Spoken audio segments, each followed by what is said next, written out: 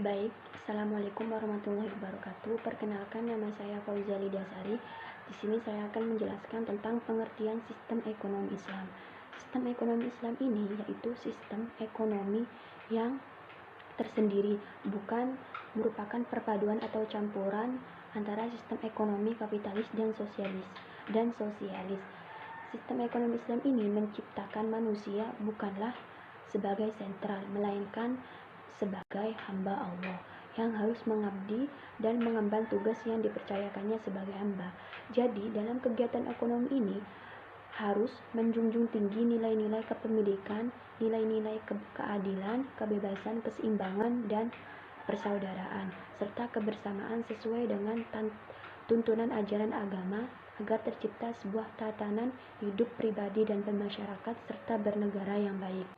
Selanjutnya yaitu perkembangan sistem ekonomi Islam. Sistem ekonomi Islam ini mengalami perkembangan pada era modern. Menurut Khursyid Ahmad, ada 4 tahapan perkembangan dalam wacana pemikiran ekonomi Islam. Tahapan pertama itu dimulai ketika sebagai ulama yang tidak memiliki pendidikan formal dalam bidang ilmu ekonomi, akan tetapi memiliki pemahaman sosioekonomi pada masa itu, dan mereka mencoba untuk memutuskan persoalan bunga. Dan tahapan kedua yaitu pada tahap ini para ekonomi muslim yang pada umumnya dididik dan dilatih, mereka melakukan analisis ekonomi terhadap larangan riba dan mengajukan alternatif perbankan yang tidak berbasis bunga. Tahapan yang ketiga, pada tahap ini mulai mendirikan bank-bank yang Islam dan lembaga investasi berbasis non-riba dengan konsep yang lebih jelas dan pemahaman ekonomi yang mapan. Bank Islam yang pertama kali didirikan adalah Islamic Development Bank atau IBD pada tahun 1975 di Jeddah dan di Saudi Arabia. Dan tahapan yang keempat, pada tahap ini mulai untuk membangun keseluruhan teori dan praktik ekonomi Islam, terutama di lembaga keuangan dan perbankan yang menjadi indikator ekonomi umat.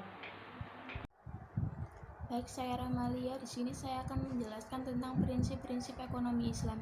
Yang pertama adalah prinsip tauhid. Prinsip tauhid ini adalah prinsip yang paling mendasar dalam ekonomi Islam. Dalam bermuamalah, di mana dalam bermuamalah seorang muslim itu tidak hanya melakukan aktivitas ekonomi saja, tetapi sebagai bentuk ibadah kepada Allah Subhanahu wa taala. Prinsip tauhid ini adalah prinsip yang mengacu pada dasar hukum Islam, yakni Al-Quran dan Hadis. Kemudian yang kedua adalah prinsip keadilan. Prinsip keadilan ini mencakup seluruh aspek kehidupan manusia. Allah memerintahkan dalam aktivitas ekonomi manusia supaya bersikap adil dan tidak membeda-bedakan mana yang dalam pelayanan, misalnya mana yang kaya, mana yang miskin, dan membandingkan strata ekonomi sosial. Kemudian yang ketiga adalah prinsip kebaikan. Prinsip kebaikan ini adalah prinsip pemberian manfaat kepada orang lain. Dalam prinsip kebaikan ini, bisnis tidak hanya berorientasi pada keuntungan saja, tetapi juga aspek beribadah. Oleh karena itu, Islam mengajarkan bahwa berbisnis harus dilandasi dengan niat saling menebar kebaikan kepada manusia. Kemudian yang keempat adalah prinsip pertanggungjawaban. Prinsip ini meliputi beragam aspek, yakni pertanggungjawaban kepada Allah Subhanahu wa taala yang pertama, kemudian tanggung jawab kepada individu, kemudian tanggung jawab kepada masyarakat, dan tanggung jawab kepada pemerintah. Kemudian yang kelima adalah prinsip al-kifayah. Prinsip ini memiliki tujuan pokok untuk membasmi kefakiran dan mencukupi kebutuhan primer seluruh anggota masyarakat.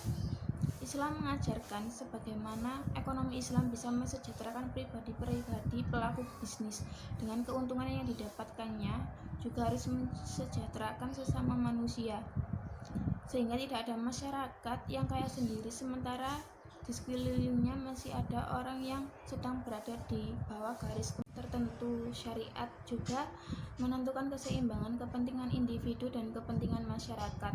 Kemudian yang ketujuh adalah prinsip kejujuran dan kebenaran. Prinsip kejujuran dan kebenaran ini tercermin dalam prinsip transaksi yang dilarang.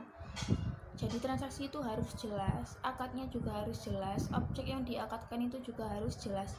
Kemudian prinsip yang merugikan itu juga dilarang. Jadi dalam Islam itu dalam bermuamalah itu harus saling menguntungkan, dan jika ada salah seorang yang dirugikan, pihak kedua atau pihak ketiga, itu adalah merupakan transaksi yang dilarang. Kemudian transaksi yang mengandung riba itu dilarang. Jadi dalam Islam itu riba itu jelas-jelas sudah haram dan dilarang. Kemudian prinsip suka sama suka. Nah, dalam Islam ini dalam bermuamalah itu harus ada prinsip saling suka sama suka atau rela sama rela. Jadi tidak ada pihak yang dirugikan. Kemudian yang ke-8 adalah prinsip kemanfaatan. Prinsip ini dimaksudkan bahwa akad yang dilakukan oleh pihak tidak menimbulkan kerugian atau kemudaratan, melainkan menimbulkan kemaslahatan. Contohnya akad yang mengandung kemudaratan dan tidak ada manfaatnya adalah jual beli benda yang diharamkan atau tidak memberikan manfaat, apalagi benda yang membahayakan. Itu adalah transaksi yang dilarang oleh Islam. Selanjutnya adalah ciri-ciri sistem ekonomi Islam. Yang pertama adalah akidah sebagai substansi atau inti yang menggerakkan dan mengarahkan kegiatan ekonomi.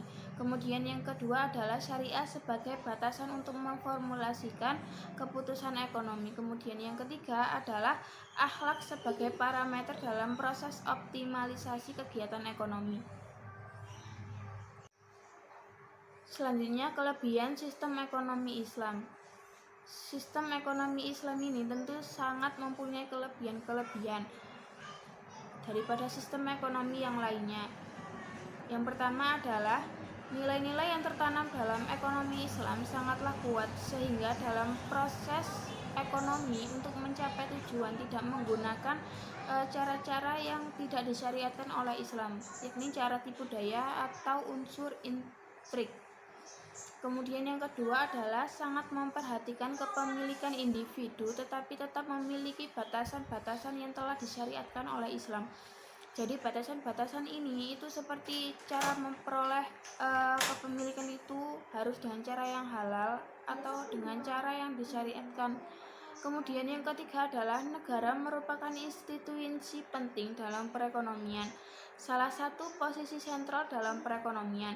Negara juga sebagai pembuat kebijakan dan melakukan fungsi pengawasan agar tidak terjadi distorsi dalam perekonomian. Kemudian yang keempat, sistem ekonomi Islam ini memiliki sistem yang baik dalam pemerataan harta atau pendistribusian harta dengan cara zakat, infak, dan sedekah. Kemudian saya akan menjelaskan tentang kekurangan sistem ekonomi Islam. Secara global, kekurangan sistem ekonomi Islam dapat dilihat dari beberapa faktor, yakni yang pertama adalah lambatnya perkembangan literatur ekonomi Islam. Literatur Islam yang berasal dari bahasa Arab tidak mengalami perkembangan yang signifikan dalam beberapa tahun belakangan ini. Selain itu, kemunculan literatur ekonomi konvensional yang menyebabkan pandangan masyarakat itu tidak berubah, di mana mereka selalu memandang untuk menyelesaikan masalah itu harus menggunakan sistem ekonomi konvensional. Kemudian yang kedua adalah praktek ekonomi konvensional itu lebih dulu diterapkan atau dikenal. Jadi dapat kita ketahui di Indonesia sendiri bahwa sistem ekonomi konvensional itu lebih dulu dikenal oleh masyarakat. Contohnya adalah pendirian bank-bank konvensional itu lebih dulu didirikan daripada bank syariah sendiri, dan masyarakat juga lebih cenderung ke bank konvensional daripada ke bank syariah. Kemudian yang ketiga adalah tidak adanya representasi ideal negara yang menggunakan sistem ekonomi Islam. Beberapa negara di bagian Timur Tengah menggunakan Islam sebagai pedoman pemerintahannya ternyata belum mampu menjalankan sistem ekonomi syariah secara profesional. Hal ini yang menjadikan tingkat kesejahteraan di negara tersebut kalah cepat dengan dataran Eropa yang menggunakan sistem ekonomi konvensional. Kemudian yang keempat adalah pengetahuan sejarah Islam itu kurang. Pada masa transformasi yang terjadi di abad pertengahan ini kurang dikenal oleh masyarakat. Hal ini menyebabkan pemahaman bahwa perkembangan pengetahuan itu berasal dari Eropa. Kemudian yang kelima adalah pendidikan masyarakat yang cenderung materialisme. Dalam hal ini, banyaknya pengangguran dan permasalahan ekonomi yang terjadi membuktikan bahwa sistem ekonomi Islam itu belum membantu ekonomi kerakyatan. Sebagai contohnya itu begini, masyarakat itu lebih cenderung meminjam kepada rentenir dibandingkan kepada BMT. Kenapa? Nah, masyarakat itu cenderung malas untuk mengajukan persyaratan yang ditetapkan oleh BMT dan memilih untuk meminjam ke rentenir karena cepat dan mudah. Assalamualaikum warahmatullahi wabarakatuh. Saya akan menjelaskan tentang konsep manajemen keuangan Islam. Nah, keuangan Islam adalah yaitu bentuk keuangan yang didasarkan pada syariah atau bangunan hukum Islam. Syariah berarti jalan menuju sumber air dipenuhi dengan tujuan moral dan pelajaran tentang kebenaran. Karena itu, syariah lebih dari sekedar seperangkat aturan-aturan hukum. Nah, manajemen keuangan syariah adalah suatu pengelolaan untuk memperoleh hasil optimal yang bermuara pada keridhaan Allah Subhanahu wa taala. Oleh sebab itu, segala langkah yang diambil dalam menjalankan manajemen tersebut harus berdasarkan aturan-aturan Allah Subhanahu wa taala. Aturan itu tertuang dalam Al-Qur'an dan Al-Hadis. Nah, esensi dari manajemen keuangan syariah adalah kegiatan manajerial keuangan untuk mencapai tujuan dengan memperhatikan kesesuaiannya pada prinsip-prinsip syariah. Dilihat dari lingkup manajemen keuangan syariah, ini sangatlah luas karena mencangkup dari manajemen keuangan syariah dari segi aktivitasnya dan manajemen keuangan syariah dari segi lembaganya. Nah, ada perbedaan antara keuangan syariah dan keuangan konvensional. Keuangan syariah tidak seperti keuangan konvensional yang sudah lama dikenal sebagian umat. Sedangkan keuangan syariah memiliki persyaratan utama setiap transaksi keuangan harus sesuai dengan syariah. Untuk menjamin kepatuhan terhadap syariah, terdapat 5 prinsip-prinsip kunci keuangan syariah. Yang pertama, prinsip ada keyakinan pada tuntutan ilahi. Yang kedua, tidak ada bunga. Yang ketiga, tidak ada investasi haram. Yang keempat, ada berbagi resiko yang dianjurkan. Yang kelima, ada pembiayaan didasarkan pada aset real. Nah, langsung ya. Yang pertama, ada keyakinan pada tuntutan ilahi. Alam semesta ini diciptakan oleh Allah dan Dia menciptakan manusia di muka bumi ini untuk memenuhi tujuan-tujuan tertentu lewat ketaatan pada pemerintah-pemerintahnya. Yang kedua, tidak ada bunga, yaitu kita tidak boleh menerima bunga dari pinjaman atau diminta untuk membayar bunga atas pinjaman. Yang ketiga, tidak ada investasi haram. Jadi ketika kita melakukan suatu manage keuangan, di dalamnya itu tidak boleh ada investasi haram. Kedua, ada berbagi resiko yang dianjurkan. Nah, gagasan tentang berbagi resiko secara sadar didorong dan dipraktekkan secara rutin di antara mitra bisnis seperti antara nasabah dan lembaga keuangan. Yang kelima, ada pembiayaan yang didasarkan pada aset real. Pembiayaan yang disalurkan lewat produk-produk syariah yang bisa meningkatkan seiring meningkatnya perekonomian real dan dengan demikian membantu menangkal spekulasi dan ekspansi kredit yang berlebihan.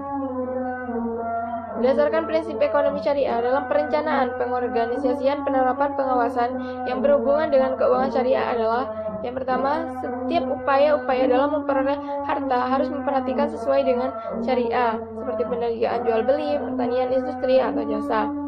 Yang kedua, ada objek yang diusahakan, bukan sesuatu yang diharamkan. Yang ketiga, harta yang diperoleh digunakan untuk hal-hal yang tidak dilarang atau mubah. Yang keempat, dalam menginvestasikan uang, terdapat prinsip uang sebagai alat tukar, bukan sebagai komoditas yang diperdagangkan. Nah, sedangkan prinsip-prinsip manajemen keuangan yang diajarkan dalam Al-Quran, yang pertama, setiap perdagangan harus didasari sikap saling ridho. atau atas dasar suka sama suka. Yang kedua, penegakan prinsip keadilan. Yang ketiga, kasih sayang, tolong menolong, dan persaudaraan yang universal.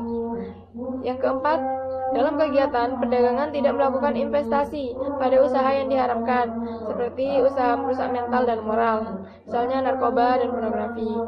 Dan yang kelima, prinsip larangan riba, serta perdagangan harus terhindar dari praktek goror, tadlis, dan maisir.